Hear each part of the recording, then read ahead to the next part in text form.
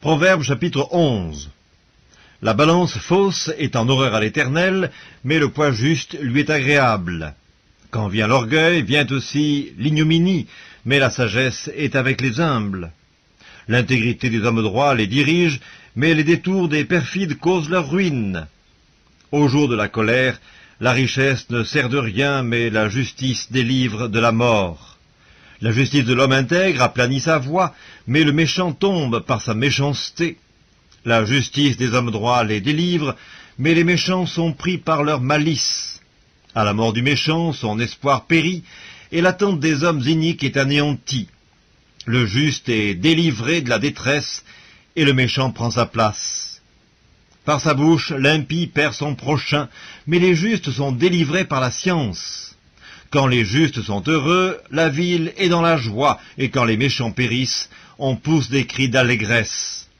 La ville s'élève par la bénédiction des hommes droits, mais elle est renversée par la bouche des méchants. Celui qui méprise son prochain est dépourvu de sens, mais l'homme qui a de l'intelligence se tait. Celui qui répand la calomnie dévoile les secrets, mais celui qui a l'esprit fidèle les garde. Quand la prudence fait défaut, le peuple tombe, et le salut est dans le grand nombre des conseillers. Celui qui cautionne autrui s'en trouve mal, mais celui qui craint de s'engager est en sécurité. Une femme qui a de la grâce obtient la gloire, et ceux qui ont de la force obtiennent la richesse. L'homme bon fait du bien à son âme, mais l'homme cruel trouble sa propre chair. Le méchant fait un gain trompeur, mais celui qui sème la justice a un salaire véritable. Ainsi la justice conduit à la vie, mais celui qui poursuit le mal trouve la mort. Ceux qui ont le cœur pervers sont en abomination à l'Éternel, mais ceux dont la voix est intègre lui sont agréables.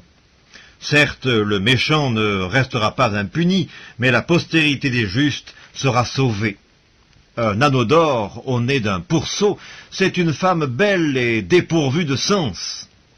Le désir des justes, c'est seulement le bien. L'attente des méchants, c'est la fureur.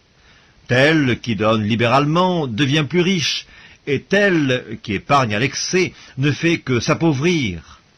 L'âme bienfaisante sera rassasiée, et celui qui arrose sera lui-même arrosé.